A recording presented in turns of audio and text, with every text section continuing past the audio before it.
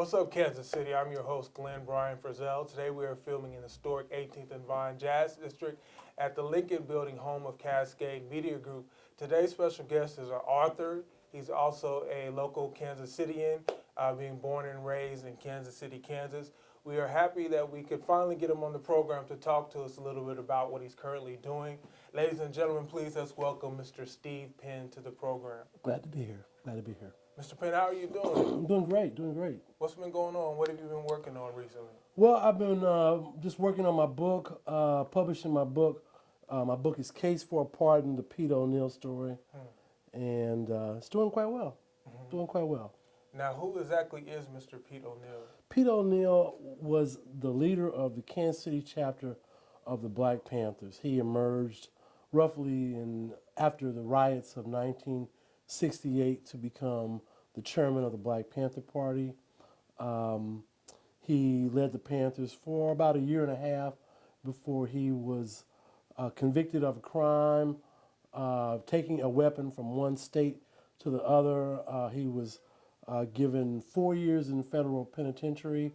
Out on bond, he slipped into a trunk of a car that took him to St. Louis, and he eventually ended up in Tanzania in East Africa. Now he's been in Tanzania for 44 years. So he's been in exile in Tanzania for 44 years, not allowed to come back to the United States. If he came back to the United States, he'd be arrested and taken into custody and would have to serve his 4 years in federal penitentiary.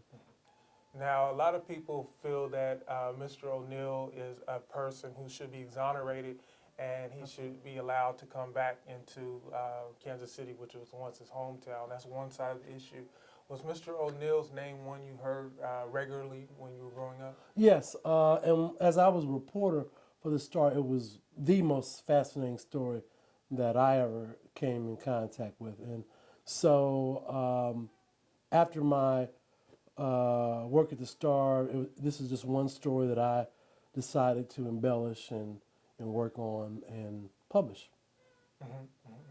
And where are activists right now with their quest, with their, or how would you say it, with their ordeal to get Mr. O'Neill back? Well, Their quest. Well, my partner in my project is Alvin Sykes.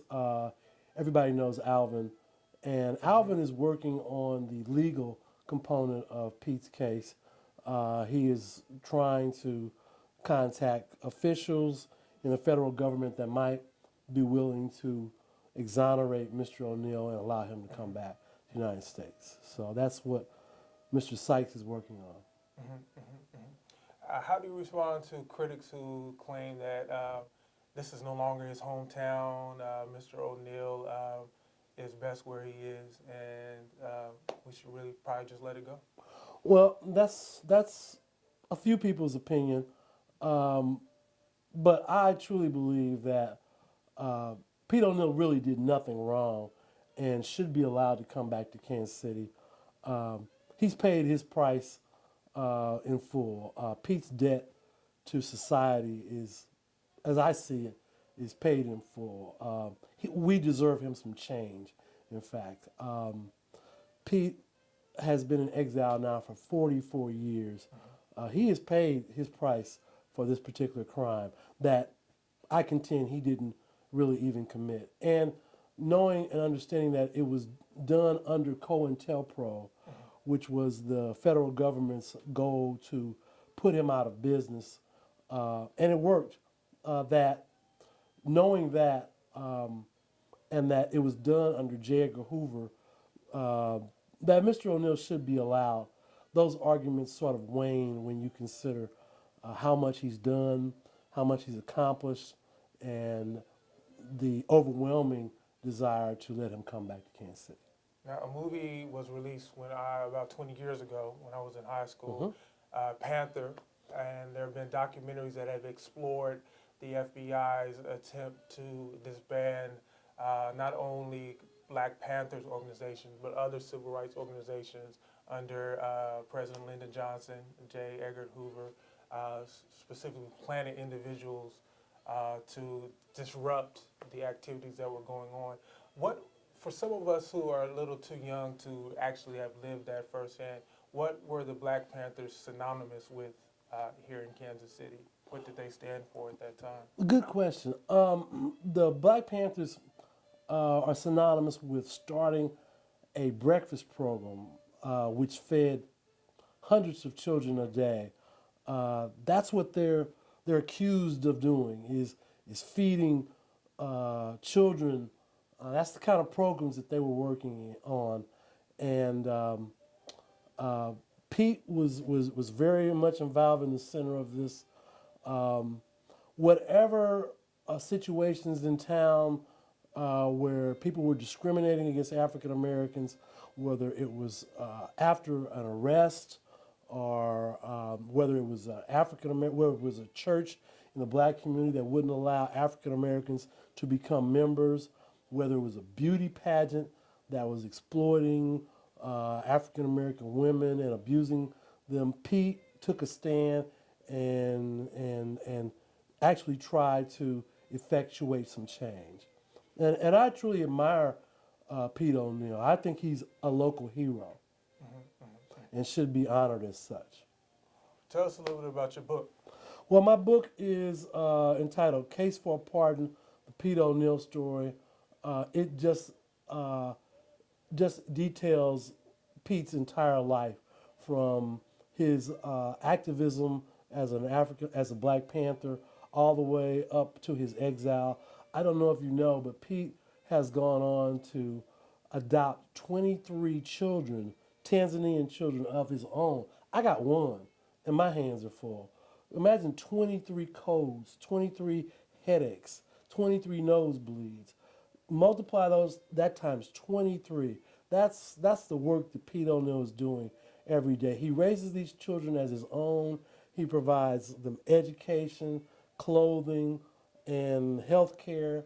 And he's just doing some amazing things.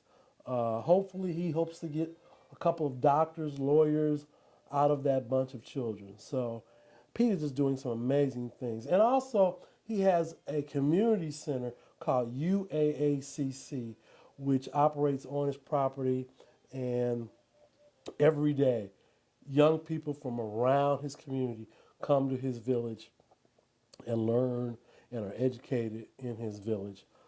It's just an amazing sight.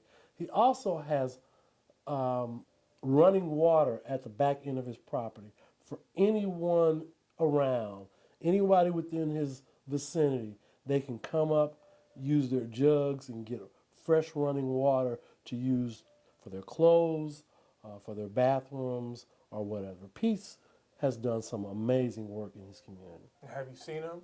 Yes, I actually went over and visited him for about a month in 2012. Sat down, talked about what I was working on, and he helped me.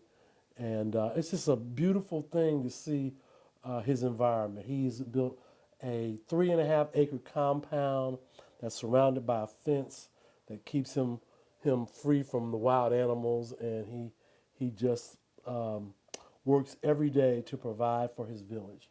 Has he evolved with the onset of social media? Yes, Pete is online. He has email. He is Facebook. He is really Wow. involved in how he can get around his email and his Facebook. He's wonderful with social media. Now, Mr. Penn, out of all the stories that you've worked on, which story have you been most proud of? This is it. This is the one I'm most Really? proud. Yes, of all of the stories. Now, there is some competition in that. I am also partial to the Precious Doe story.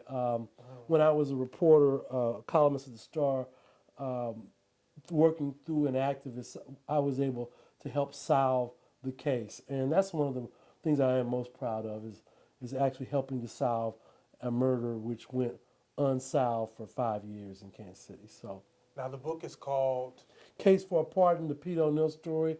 I have a website. It's www.caseforapardon, caseforapardon.com, caseforapardon.com. You can go online, caseforpardon.com. I have a website. It has all kind of information on it about Pete. It has a petition there as well that the public is welcome to sign. Mr. Penn, anything else you'd like to tell us today? No, appreciate people going online, www.caseforapardon.com. Learn about Pete, learn about his story, and advocate Pete coming back to Kansas City. The book is Case for a Pardon. Its author, Mr. Steve Penn, is a former Kansas City columnist. He now writes books. We are glad that you shared with us today. We hope that you will come back and talk to us when you have some more to share. Glad to be here, and definitely will be glad to return. Awesome. My name is Glenn Bryan Frizzell. This is What's Up Kansas City. Remember, shoot high, aim for the moon. If you miss, at the very least, you would have landed among the stars. Take care. Until next time, check out more video online at www.whatsupkansascity.net.